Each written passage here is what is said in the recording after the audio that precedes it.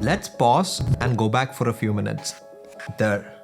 Exactly there. How did you feel when you woke up and realized that it was a Monday morning? Were you excited or were you sad? If you are someone like me who hates waking up on Monday morning and eagerly looks forward to the weekend, then this video is for you. I will tell you how it all went wrong and what we can do about it. So let's get started. We all had our dreams when we were children, right? Some of us wanted to be film stars and some wanted to be firefighters. But then something happened. We went to school. Our parents, our teachers, and even our neighbors said that if we study well, then we would get the life we want. So we did exactly that. We studied well, we got good grades, not always, but still. We went to the university and got a decent paying job. But somewhere in this rush to make something of our life, we forgot that one thing, our childhood dreams. We kind of gave up on them somewhere along the way to go in the default safe path. But that's okay. Those were just childhood dreams, right? We didn't know the world back then. We didn't know how the system works. At least now we have a job, decent salaries, and are living happy, comfortable lives, right? But are we? I know that on the outside, everything looks good. But deep down, at least some of you know that something is missing. I definitely do. But do you know what's even worse? We never get time to dig deeper and find what's wrong because we are always busy. 24 hours a day, 7 days a week.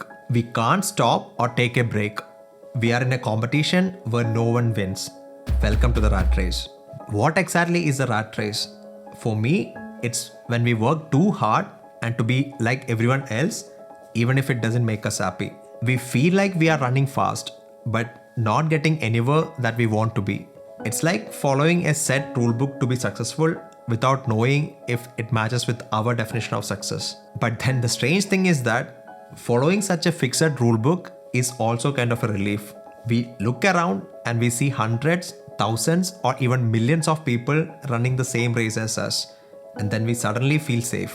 It's like when the power goes out at our home. What's the first thing that we do? Light a candle? Call the electricity provider? No. We open the window and we check if the neighbor's power is out too. If then, we feel better. The thought process is something like this. I could be wrong, but how can everyone be wrong at the same time? And if everyone is right, then where exactly is the problem? Maybe there is something at the end that is worth running towards. But before we go deep into that, let's just focus on one notorious day in the week, Monday. Mondays should ideally be the most exciting and productive day to work. We are recharged after 2 days of rest.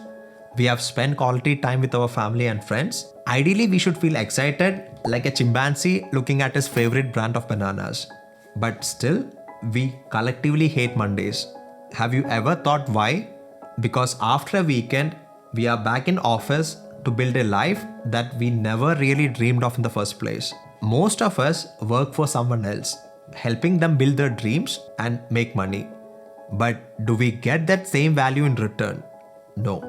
Also, most jobs take up a large share of our weekday, and we get home totally tired and exhausted with little time for ourselves. And the weekends are not different. We have to do basic life things such as shopping, cleaning, socializing, and before we know it, the week starts all over again. And I don't think that's living. Living is having new experiences in life and spending time with our favorite people, not just on the weekends. Your kid is not going to wait until the weekend to take his or her first step. And if your weekdays are fully reserved, you may miss that moment. And there are only 4,000 weekends in an average lifespan. Think of it again. You got only 8,000 days to spend doing whatever you want. Ask yourself if that's enough. We have to get back the other weekdays for us. But before we check how we can do that, let me tell you where I stand with my own life. As I was a child, I wanted to be a pilot because pilots are cool. After graduating from high school, I studied engineering. Not because I wanted to be an engineer, but because I was good at math and I thought I'll probably get a good job there. And I did get a decent one. Engineering is all about building and creating new things, which is kind of exciting. But that's not the kind of job that I do on a day-to-day basis. There are days when I feel all excited to go to work, but most days are not like that. And don't get me wrong, I like my job. My boss and my coworkers are all good people, and the salary is also decent. I know I'm highly privileged to be in my position when people are struggling to make ends meet. I just hated that I have to be there at a certain time every day, no matter what. I hated that there was a limit on how much I could earn, and I hated that I didn't have enough freedom to make my own decisions.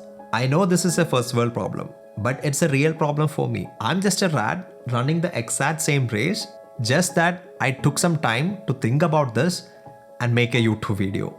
But there is one thing which is often projected as a solution to this. After money, this is the most sought after thing people look for when choosing a career or a company: work-life balance. I have a problem with that concept itself. When we say work-life balance, we are weighing work on one side and life on other. Like one is bad and we are balancing with the other good. That's not how it should be. I believe that work is a fundamental part of what it means to be human, and work and life should be integrated as one, but not in the way how we do it now. There will be a point when this realization will hit, and that we can't go on like this forever. We realize that we don't want to spend 80% of our life in an office cubicle. We want to wake up feeling excited about the day. But still the problem is, we don't know what we can do about it. So we try changing our jobs, thinking that the new ones will make us feel better.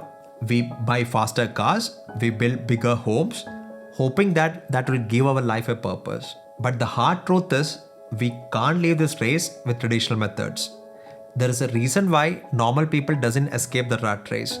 We can't do what everyone else does and then expect that to bring a change. To make a difference, we have to start doing things differently. So that leaves us with three options: rob a bank, sell our kidney, or build something of our own. Just kidding. But seriously, if you want an exit, if you want freedom, then you should stop building for others and start building for yourself. I know, it sounds scary, but the reason why it's scary is not what you think. It's not about the money. It's not about the status. There is another bigger important factor that a 9 to 5 job brings to our life: structure. When we have a fixed job, we don't have to wake up staring at the ceiling thinking, what should I do today? How we should spend the day is already set for us. We just have to follow it. Uncertainty makes a lot of people uncomfortable. It's the same reason why people opt for guided tours and tour packages. It takes a lot of effort and time to sit down and start planning our life. Working on our own with no boss and only ourselves to hold us accountable should be scary. That's the truth. And there is only one way to get around it: be brave. We must show enough courage to challenge the status quo and create our own path. We must take time to ask ourselves some basic life questions. What is it that makes us happy? How do we want a normal day in our life to look like? Who do we want to be at the end? And that's just the first step. It could be that when you start working on your passion, you may not get paid enough. Therefore, you need a strategy to ensure a stable income and not starve to death. And I am currently doing that.